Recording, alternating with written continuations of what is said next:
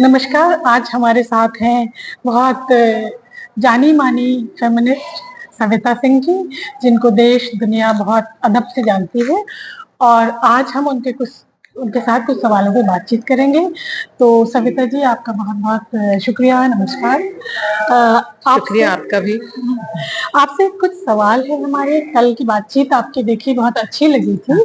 आपने कहा कि औरतों के लिए आपने कोई अभिव्यक्ति के लिए कुछ टर्म बनाए हैं, गढ़े हैं, तो उसके बारे में थोड़ा-सा बताएँ कि कैसे टर्म आपने गढ़े हैं उनको अभिव्यक्त करने के लिए? अच्छी बात है।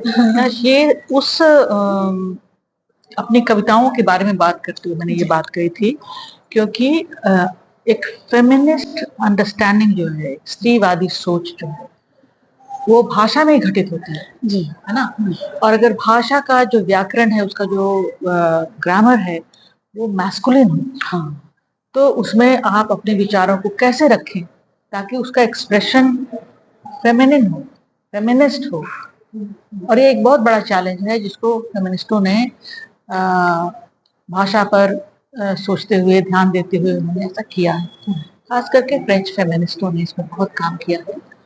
और ये जो पोस्ट फ्रॉयड,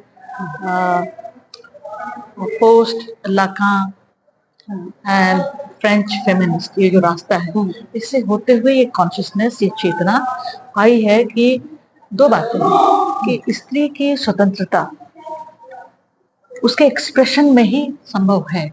हाँ, अगर आप एक लेखक हैं, है ना, क्योंकि हर जो भी आप कहते हैं उसका एक ऑर्डर है और जितने भी अर्थ हैं उनका एक सिंबॉलिक पक्ष है, तो उसको सेमियोटिक्स कहते हैं। ये बातें मैं आम जनता के सामने नहीं कह सकती कल जैसे कि सेमियोटिक्स क्या है, उसका जो कॉमन भाषा है, लैंग्वेज है, उसमें उसका क्या प्लेस है ना। तो कहने की बात यह है कि अगर हम वैसे विचार या शब्द इस्तेमाल करते हैं जिनके अर्थ रूढ़ हो गए हैं, स्टेबल हो गए हैं, तो हम बहुत सारी परतों को, जो स्त्री की दासता या उसके दमन की जो परतें हैं, उसको नहीं खोल सकते। जैसे मेरी कविताओं में रात, दिन, शाम, ये जो कैटेगरीज हैं, इनको हम सिंबॉलिक टाइम कैटेगरीज है जो, है ना। तो जब हम रात कहते हैं तो उसका एक डेफिनेट अर्थ है हमारी भाषा में, हिंदी भाषा में, मतलब अंधेरा। अंधेरे का मतलब है जो उजाला है, जो प्रकाश है, उससे ठीक विपरीत। तो जो प्रकाश की शुचिता या उसके सेक्रेडनेस को दिखाने के लिए एक अंधेरे की कल्पना की गई, एक ऐसे अंधेरे की जो उसका नेगेटिव है। तो ये जो डुअलिटी है, जितने भी शब्द वो देखेंगे आप, सच के लिए झूठ, जी ना, रात के लिए दिन, सफेद के लिए काला, तो इन सबका एक सिंबॉलिक ऑर्डर बना है जिसमें अर्थ आकर के स्थिर होते हैं। इसको तोड़ने के लिए मैंने स्त्री को रात की तरह बताया, क्योंकि ऐसे भी वो कहते हैं कि स्त्री जो है अपना अंधेरा है, वो एक डार्क चीज है। तो इतने सारी कल्पनाएं हैं उसको लेकर के, प्रिया चरित्रम, मतलब उसमें जो अविश्वास जो एक होता है या उसकी शक्ति पर जो शक होता रहता है, डर लगा रहता है कि अगर ये अपनी शक्ति को पहचान लेगी तो परिवर्तन हो जाएगा। तो इन सब चीजों को लेकर के जो भाषा में एक पितृसत्ता, भाषा की जो पितृसत्ता बनी, उसमें जो शब्द और उनके अर्थ स्थिर हुए, उनको मैंने अपने काम में तोड़ा है। और उसको करने के लिए एक दूसरी दुनिया की रचना मुझे करनी पड़ी है, जिसमें आसान हुआ मेरे लिए बाद में और कविताएं लिखना और संग्रह लाना और विस्तार करना। जैसे कि जो पहला संग्रह है मेरा, अपने जैसा जीवन, तो उसमें एक तो लिबरल फेमिनिस्ट पोजीशन हो सकता है कि भाई ये जो जीवन है हमारा, ये हमारा अपना बनाया हुआ नहीं है, इस जीवन को पुरुषों ने गढ़ा है, हाँ, और उस संसार के अंदर हमें रहना है और उसमें जो हमारे लिए प्रोमिसेस हैं उनको हमें पाना है ना। और इस तरह से फेमिनिज्म की शुरुआत होती है। तो वो मैंने उसमें कहा कि हमारा एक अपना जीवन होना चाहिए। उसमें एक कविता है, मैं किसकी औरत हूँ, विमला की यात्रा, रोती है सुप्रिया, ऐसे बहुत सारी कविताएं हैं जो आपको बताएंगे कि स्त्री का जीवन बहुत बदहाली का जीवन है, एक तरह से देखा जाए तो इस सत्ता में, इस पितृ सत्ता में। और ये पितृ सत्ता उदारवादी दृष्टिकोण से भी चलाई जा रही है। एक फ्यूडल पितृ सत्ता थी, एक कैपिटलिस्ट पितृ सत्ता बनी, एक उदारवादी पितृ सत्ता है ना। तो जो कहने का मतलब ये है कि कई लेयर्स पर जाकर के मुझे ये काम करना पड़ा, तब जाकर अभी जो मेरा लेटेस्ट संग्रह आया है, वासना एक नदी का नाम है, ऐसा संग्रह संभव हो पाया है जिसमें अपनी वासना, अपने अपने सब्जेक्टिविटी, अपने अंदर की दुनिया, अपने सबकॉन्शियस को मैं खोल पाई हूँ।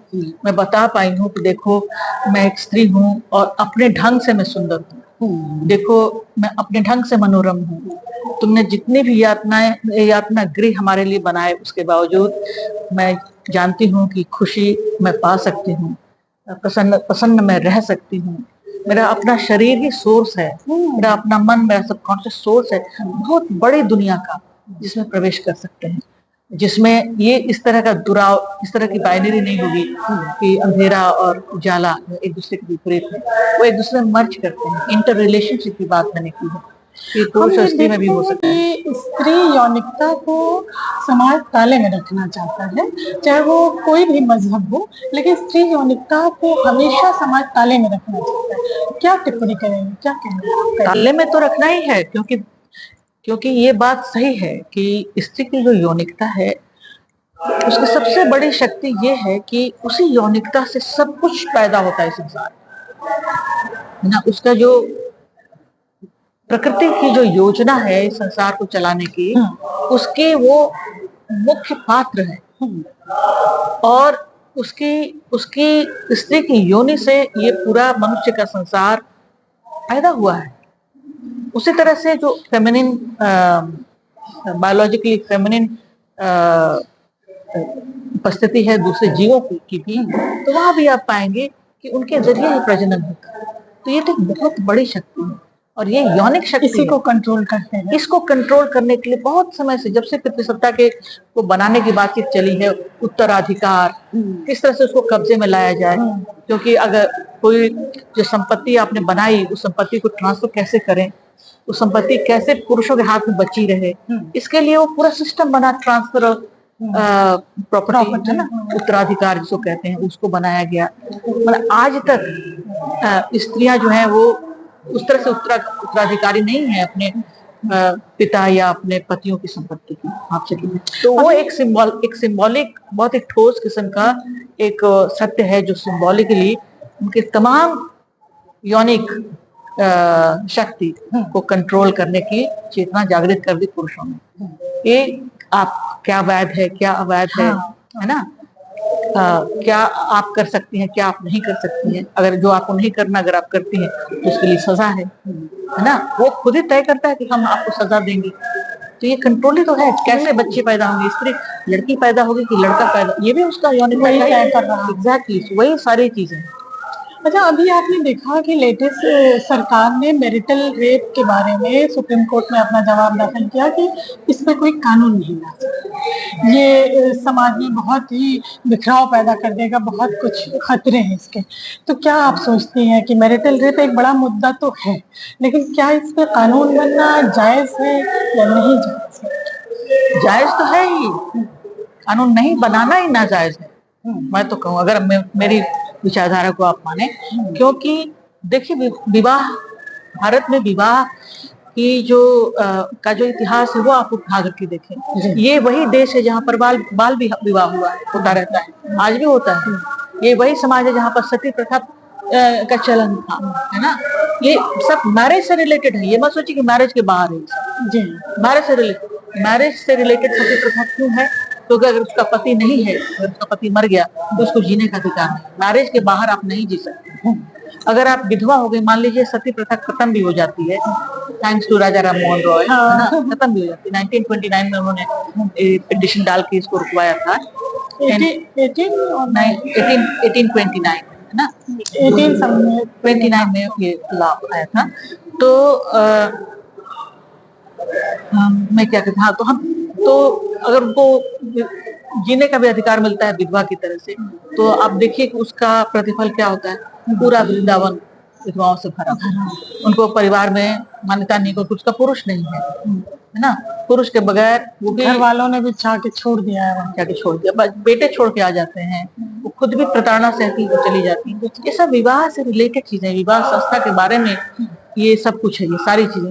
ये नहीं सोचे कि विधवा होना कोई विवाह के बाहर की चीज है, उसी में घटित होता है ना, तब वो विधवा होती है। तो आप देखें कि मैरिज में 9 साल जन्म लेते ही बच्चे की, बेटा और बेटी की शादी लोग कर देते हैं। बड़े होकर वो क्या करेंगे, कंपैटिबिलिटी उनमें होगी कि नहीं होगी, कुछ नहीं सोचना है। अच्छा, उसके बाद उसका गौना करा लेंगे, 12 16 17 साल के पहले ही गौना करा के उसको ले आएंगे पति के घर में। उसके बाद से तो वो जब आ जाती है, इसका मतलब उसका यौन संबंध बनना ही और फिर वो मैरिटल रेप का अगर सवाल उठता है तो सरकार कहती है समाज में हंगामा हो जाएगा। तो समाज में हंगामा का मतलब पितृसत्ता का जो ढांचा है वो टूट जाएगा, ठीक है ना। अच्छा देखिए, सरकार एक तरफ इसके बारे में कंट्रोल कर रही है, कह रही है हम तरह तरह के कानून ला रहे हैं, समाज बेहतर बने, और उसका इस वक्त बहुत जोर है समान नागरिक संहिता को लाना। क्या आपको लगता है समान नागरिक संहिता आके औरतों के हालात बदल जाएंगे? ये एक बहुत ही कॉम्प्लेक्स क्वेश्चन है, क्योंकि हम फ्यूचर को नहीं जान रहे हैं कि क्या होगा। लेकिन जिस चेतना के तहत, जिस अंडरस्टैंडिंग के तहत ये कोड लाने की बात हो रही है, उसके पीछे कोई फेमिनिस्ट सोच तो नहीं रही है। ये पितृसत्तात्मक पार्टियां ही सोच को पैदा करती रही हैं, और आज जो पॉलिटिकल पार्टी इसको सबसे ज्यादा लाना चाहती है, उस पार्टी के बारे में मेरे ख्याल से कहना मुश्किल है कि वो फेमिनिस्ट है या उसका फेमिनिस्ट इंटेंशन है। ऐसा तो है ही नहीं। इसलिए मुझे शक होता रहता है कि ये दूसरे कारणों से लाने की बात है, और अगर उसका इंटेंशन और उसके कारण अलग है तो उसको जांचना चाहिए, ना कि कॉन्सेप्ट को। यूनिवर्सल कोड बिल जो है उसको ना जांच के उस इंटेंशन को जांचना चाहिए जिसके तहत इसको बढ़ावा दिया जा रहा है।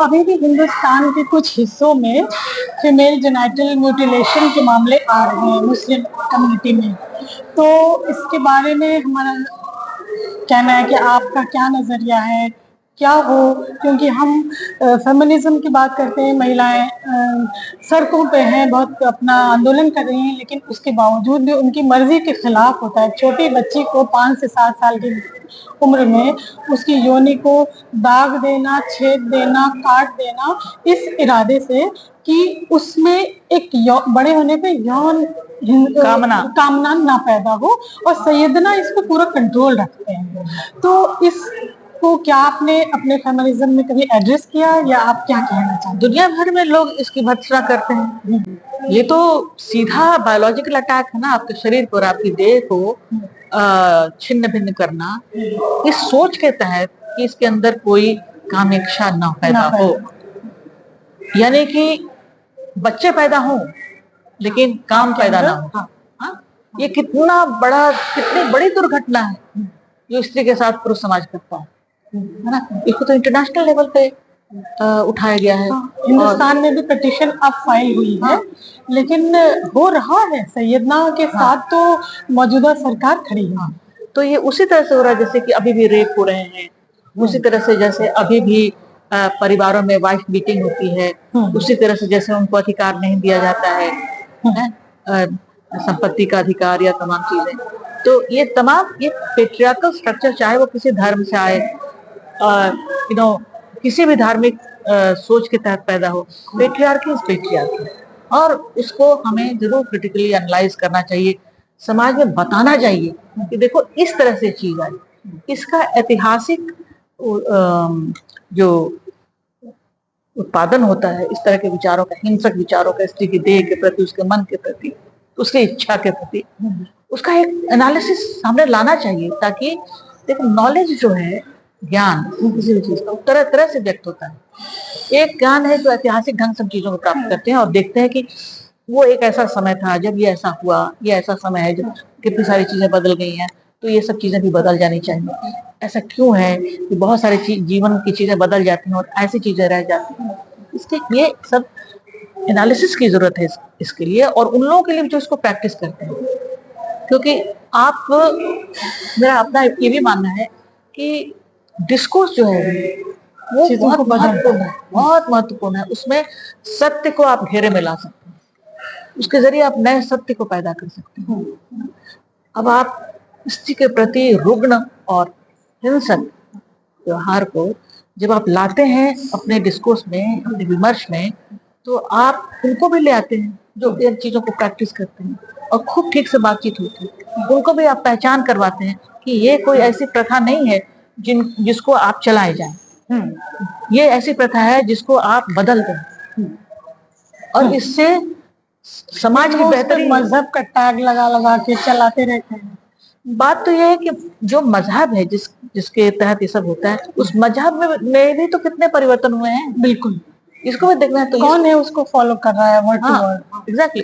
तो जब सब कुछ परिवर्तन हो रहा है सब में, तो आप इसमें परिवर्तन क्यों नहीं लाते? अभी हमने हाल में फील्ड रिसर्च किया है मुताह में। हिंदुस्तान में अभी भी मुताह मैरिजेस चल रही हैं। जैसे कि केरल में, हैदराबाद में, बॉम्बे में, लखनऊ में भी केस मिला, इलाहाबाद में भी मिला हमको। तो मुताह जो कि टेम्परेरी मैरिज होती है, 10 दिन के लिए, 5 दिन के लिए, 2 घंटे के लिए। तो ये और उस पर हमने एक किताब लिखी जो अभी वाड़ी से आई है 3-4 दिन पहले। लेकिन उस पर ये सवाल उठ रहा है कि इस तरह की चीजें तो होती नहीं, इस पे इतना बड़ा काम करने की क्या जरूरत है। लेकिन वो कहते हैं कितनी % औरतें हैं जिनके साथ होता है। हमारा ये कहना है कि अगर 1% औरत के साथ भी हो रहा है, तो क्या वो अंतिम औरत तक पहुंचना हमारा मकसद नहीं है? बिल्कुल। और मुताह हिंदुस्तान में अभी भी है। तो मुताह के हवाले से आपका क्या कोई इंटरवेंशन? मैं इंटरवेंशन तो नहीं, लेकिन मैं बता सकती हूँ कि असल में है क्या। ये है कॉन्ट्रैक्चुअल मैरिज। ये भी एक मैरिज का फॉर्म है। मैरिज नहीं कह सकते इसको, मैरिज कोई टाइम बाउंड तो होती नहीं। नहीं मैरिज, लेकिन तो कहते हैं ये है ना। तो ये मैं तो पूरे मैरिज सिस्टम पे ही सवाल उठा रही हूँ ना, कि मैरिज के तहत ही कोई क्यों एक दूसरे के करीब आए, प्रेम के जरिए क्यों नहीं आए जी, किसी समझ के जरिए क्यों नहीं आए। बिल्कुल ना। तो ये पेट्रियार्की का अपना तरीका है स्त्री को बांधने का, उसको कंट्रोल करने का, उसकी यौनिकता को कंट्रोल करने का। और जब आपने चाहा उसको ले आए, फिर जब अपनी यौनिकता पर कोई कंट्रोल नहीं। उसकी यौनिकता पर ना। आपने ये सुना है कि किसी स्त्री ने किसी पुरुष से 2 महीने के लिए शादी की, कॉन्ट्रैक्ट नहीं, ऐसा नहीं। ऐसा हमको पूरी स्टडी में कहने मिला कि इसकी पहल औरत ने की है। नहीं, औरत ने नहीं की, और ना वो करेगी, क्योंकि उस चीज को समझती है कि किस बात के लिए भाई 2 महीने के लिए करेगी वो कॉन्ट्रैक्ट, क्योंकि वो बच्चों को पैदा करती है। वो अकेले कभी भी नहीं होती है, उसके साथ बच्चे होते हैं, मैरिज में बच्चे पैदा होते हैं जी, ठीक है ना। तो वो ये उसकी रैशनैलिटी ये कहती है कि 2 घंटे के लिए हम विवाह क्यों करें। देखिए, कहीं हिजाब पहनने के लिए झगड़े हैं, कहीं हिजाब ना पहनने के लिए झगड़े हैं। ईरान में एक आंदोलन हुआ जिसमें हम लोग बहुत खुश हुए, एक बहुत बेहतरीन माहौल लगा। और एक हिंदुस्तान में हुआ कि हिजाब पहनती हुई लड़कियां स्कूल जाती थी, उनको स्कूल के गेट पे रोका गया, उनसे नकाब उतरवाया गया।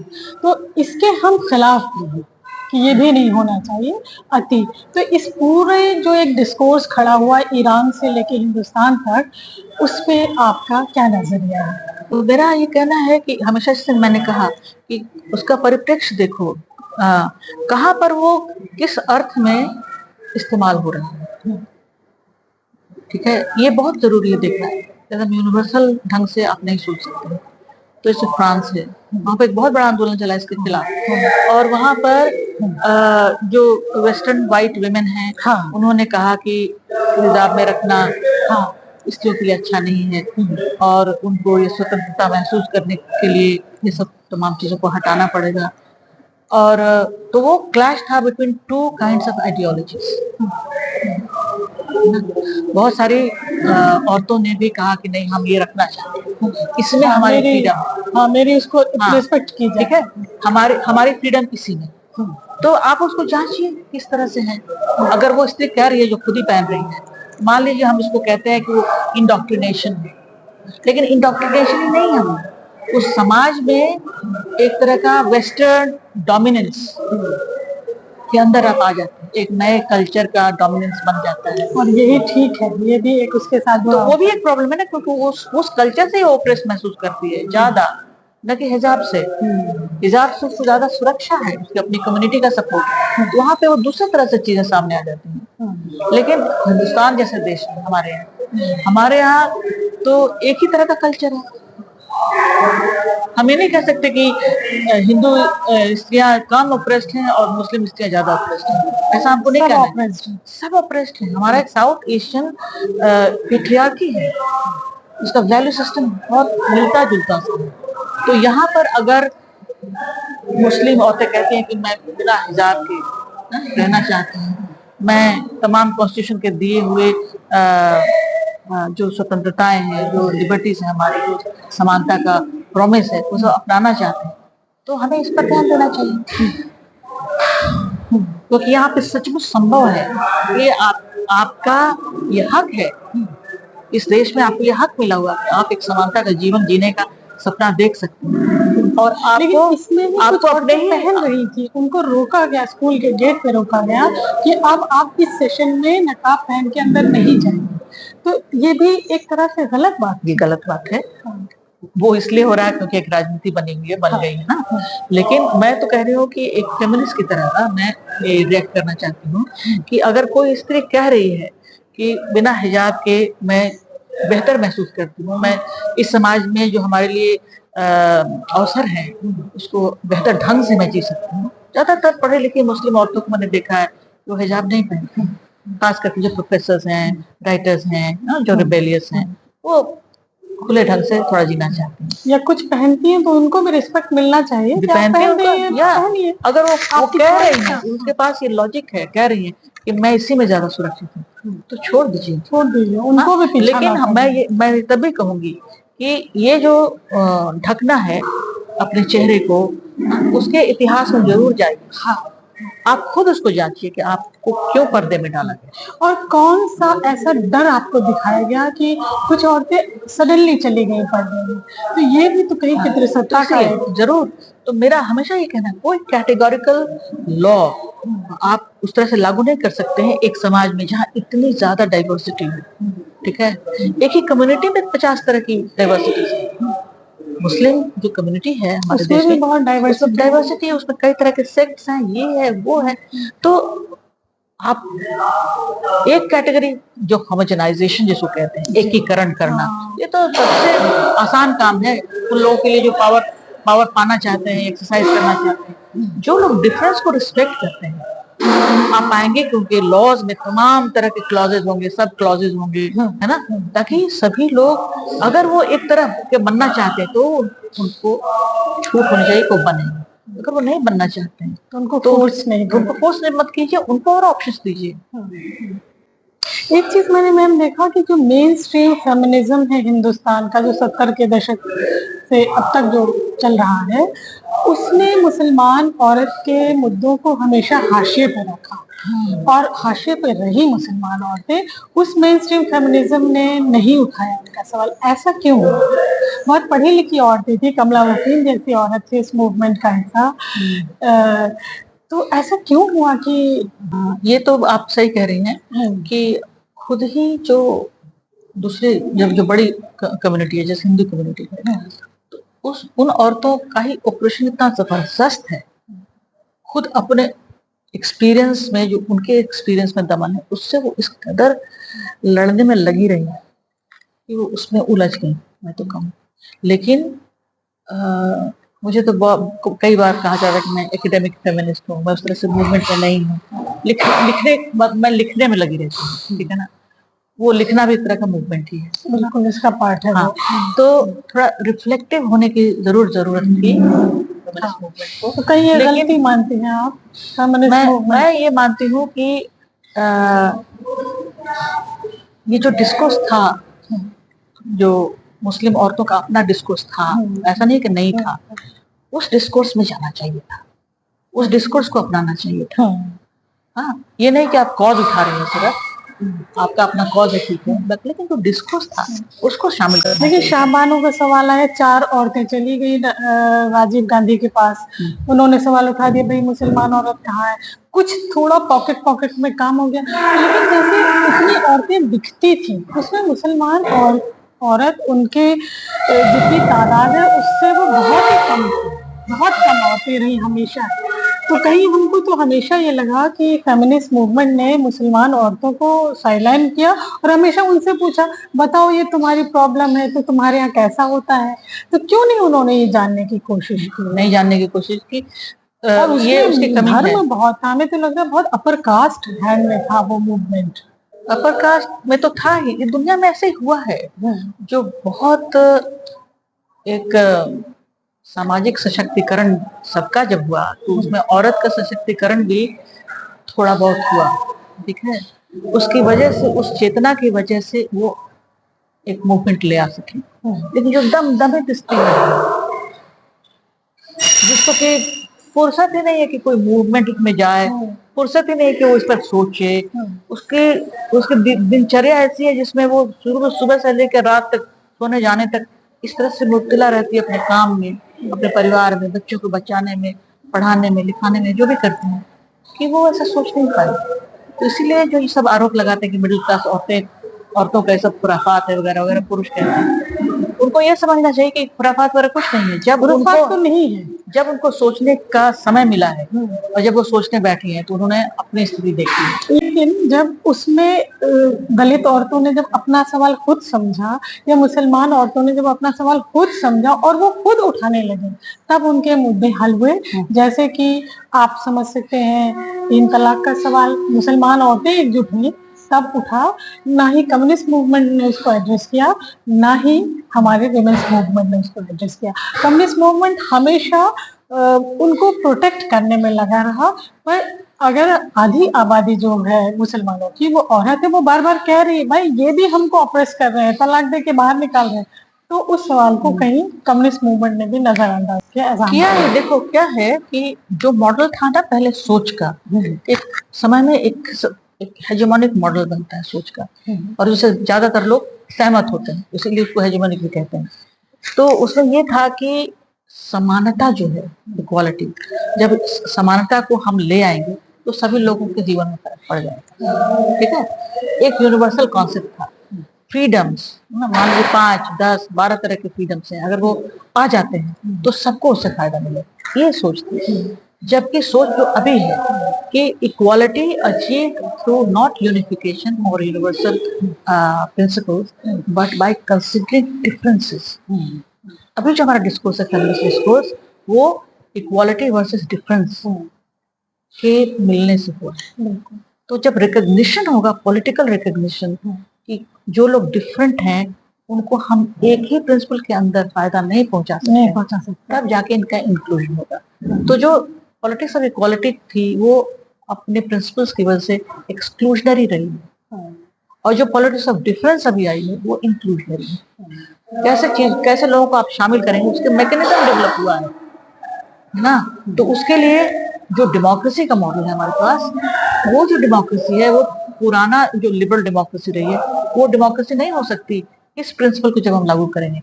वो डेमोक्रेसी होगी मल्टीकल्चरल, प्लूरल, है ना। तो plural democracy and politics of difference, जब ये दो चीजें साथ आएंगी तब जाकर के संभव हुआ है कि हर किसी के मुद्दे को उसके कॉन्टेक्स्ट में जाके देखकर और फिर उसको लाया जाए, तब ये संभव हो सकता है। अभी जो स्थिति, अभी से आप ये सवाल कर रही हो मैं जवाब दे रही हूँ, मेरे अंदर कोई गिल्ट नहीं है कि उस वक्त ऐसा नहीं हो पाया क्योंकि फ्रेमवर्क ही ऐसा था। फेमिनिस्ट मूवमेंट उसी फ्रेमवर्क में चला, सेम इक्वालिटीज, सेम राइट्स, ये नारा था। अब स्त्रियां क्या कह रही हैं, ऐसे राइट्स जो स्त्री परक हो। हाँ, ये तो हम भी मानते हैं। हमने देखा दलित औरतें भी पीछे रह गई थी, मुसलमान औरतें तो उनसे भी पीछे थी, तो दलित उनको औरतें तो भरोसा फिर भी था ना आगे कि थी। इक्वालिटी जो है, समानता का जो है, सबको फायदा पहुंचाएगा, लेकिन ऐसा हो नहीं सका।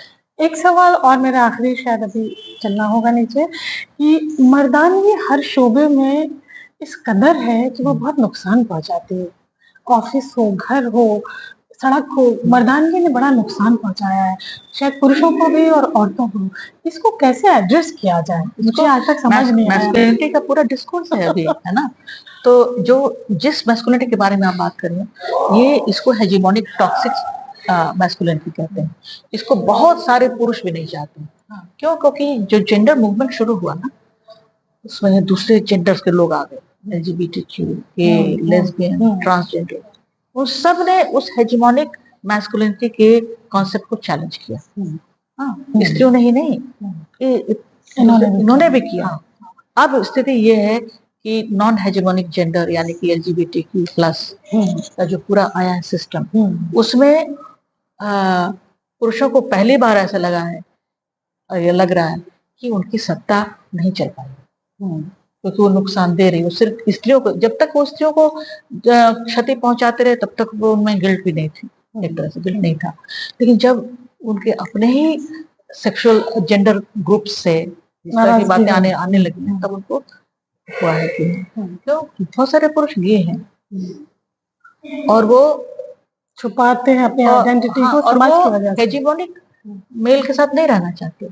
अगर वो स्त्री के साथ नहीं रहना चाहते, तो हेजिमोनिक मेल के साथ भी वो कपलिंग नहीं चाहते, वो गे के साथ ही अपनी कपलिंग चाहते हैं, जिसको समाज हमारा एक्सेप्ट नहीं करता। एग्जैक्टली।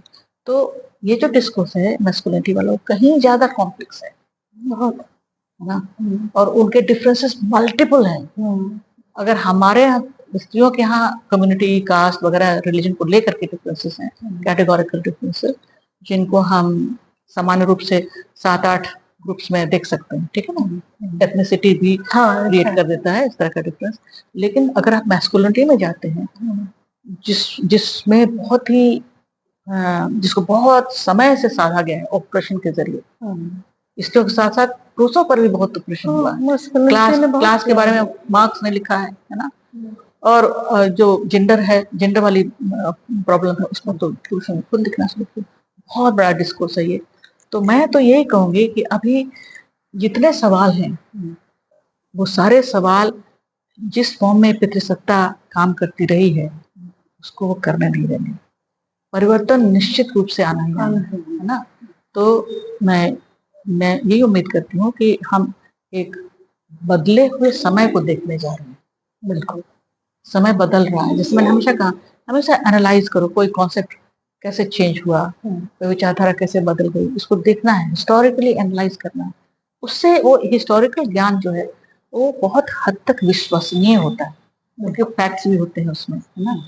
उसके बाद है डिस्कर्सिव, यानी कि जो अभी चल रहा है उसको डिस्कोर्स में ले आना, तमाम जगह पर अलग अलग ढंग से उसी विषय में बातचीत हो रही है, उसको ले आना। तो सबसे चीजें विस्तार उनको मिलता है और उससे बहुत फायदा होता है किसी भी समाज को। बहुत शुक्रिया, आपने इसमें इम्पोर्टेंट बात की। हालांकि अभी और बात करने का मन था, लेकिन शायद इतना वक्त नहीं है। बहुत शुक्रिया आपका। शुक्रिया आपको भी।